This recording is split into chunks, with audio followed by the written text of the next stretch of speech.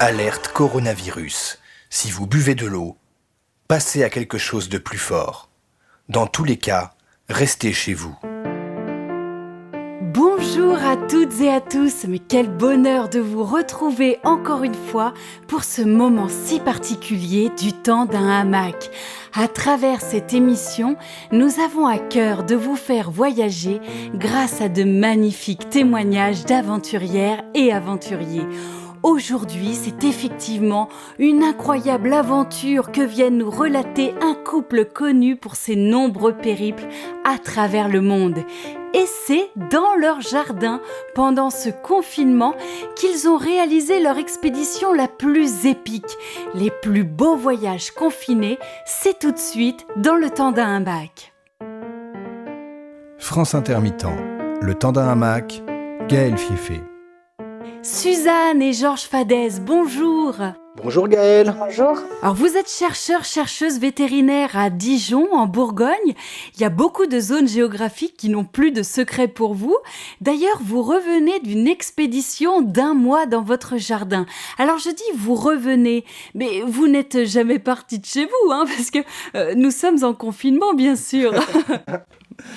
Alors vous êtes restés 1 mois dans votre jardin et maintenant, vous avez regagné l'intérieur de votre demeure afin d'étudier pendant toute cette période la vie des escargots, les fameux escargots de Bourgogne. Tout à fait. Oui, tout à C'est fait. fascinant. Alors c'est fascinant parce que ça veut dire que peu après l'annonce du président sur le confinement, vous avez filé dans votre jardin. Et comment ça se passe dans ce moment-là? Comment ça s'est passé? Suzanne Fadez. Déjà, c'était une envie qu'on avait de faire ça. C'est le cœur de notre métier, d'étudier les espèces dans leur milieu naturel. Et souvent, il faut qu'on s'adapte à leurs conditions. Donc, les escargots, ça prend plus de temps que les autres, on le sait. Et quand on a su pour le confinement, en fait, tout simplement, on s'est dit, c'est bon, on va en avoir pour un certain temps. Donc, on s'est lancé. Georges Fadez? Oui, et puis vous savez, il y a toujours les projets qu'on procrastine, qu'on remet toujours à demain. Et clairement, là, c'était l'occasion, le bon moment pour faire celui-là, étant donné qu'on pouvait aller nulle part ailleurs.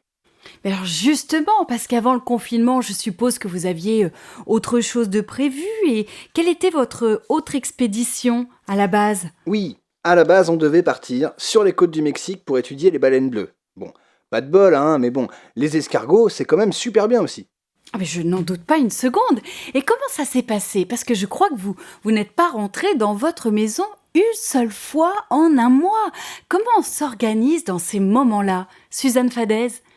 Eh bien, vous savez, nous, on étudie les espèces en vivant comme elles. Donc, on s'adapte, on adapte notre façon de vivre, de bouger, de dormir, comme ces espèces. Ouais, on fait comme eux, quoi. D'accord.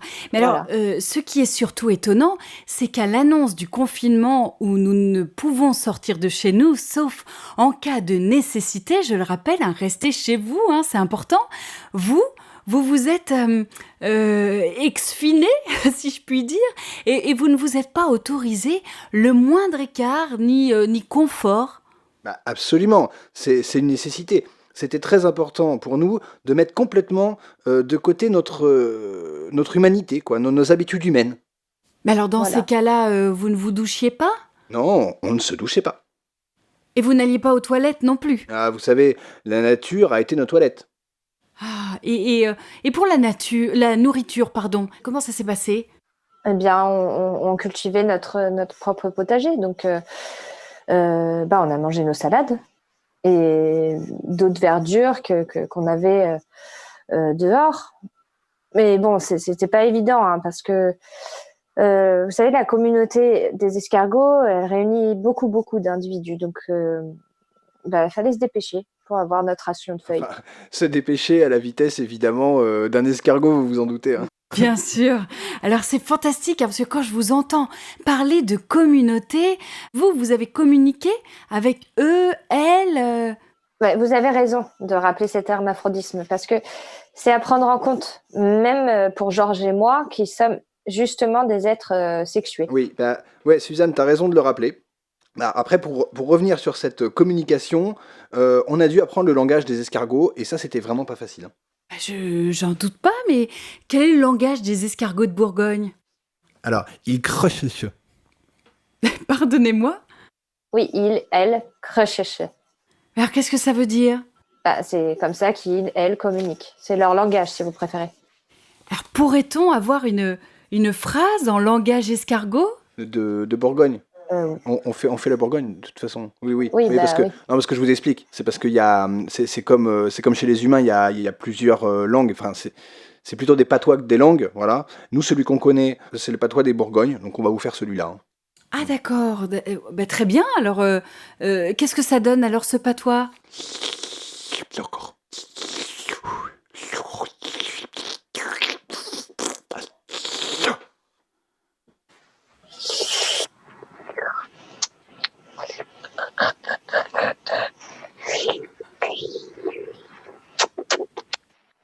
Voilà. Je vois que vous riez, c'était une mélodie exquise, mais qu'est-ce que vous vous êtes dit de si drôle? Non, parce que je rigole parce que, en fait, j'ai demandé à Suzanne si elle trouvait pas que ma chemise avec les motifs de salade, c'était pas un peu trop voyant, et elle m'a répondu qu'au contraire, c'était tout à fait approprié. Voilà. Bah Oui, oui. oui, je vous rassure, votre chemise est très bien, Georges. Alors, c'est quand même fantastique. Qu'est-ce que vous retenez, Suzanne, Georges, du fonctionnement de cette communauté?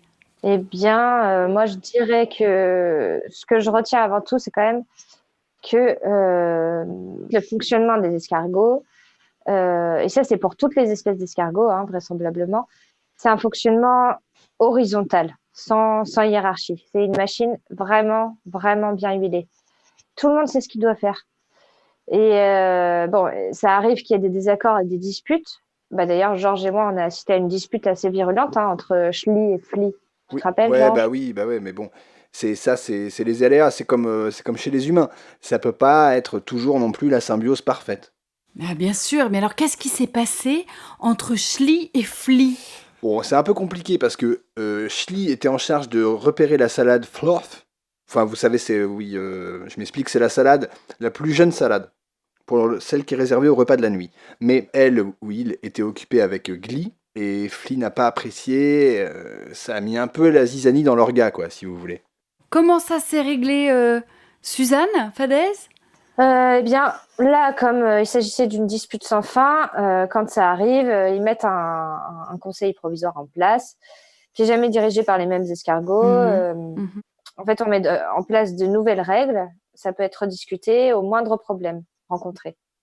Donc là, en l'occurrence, sur ce cas-là, fallait instaurer un timing pour les accouplements, pour pas mettre en porte-à-faux la recherche de nourriture.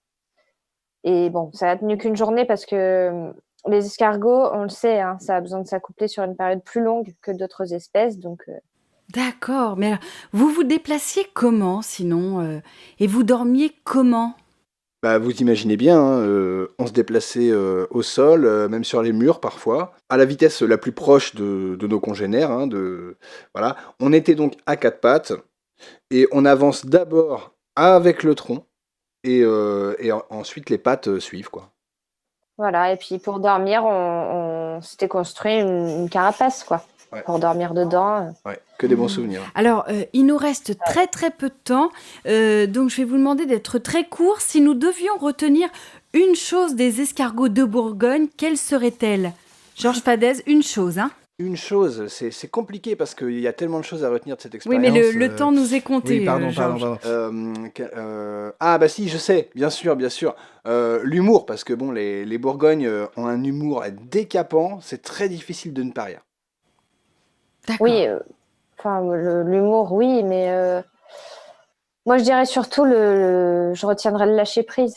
C'est une espèce Oui. qui sait vivre au moment présent, quand même, Georges. Enfin, ça, on peut Oui, pas. ouais, c'est vrai. Bah, Enfin, si, oui, ouais. oui, oui, Si, oui, si. c'est vrai.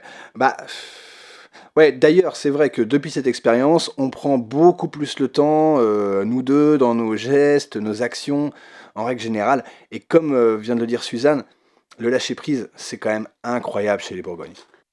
Ah oui. Merci infiniment Suzanne et Georges Fadez pour ce récit tellement fascinant sur la vie des escargots de Bourgogne.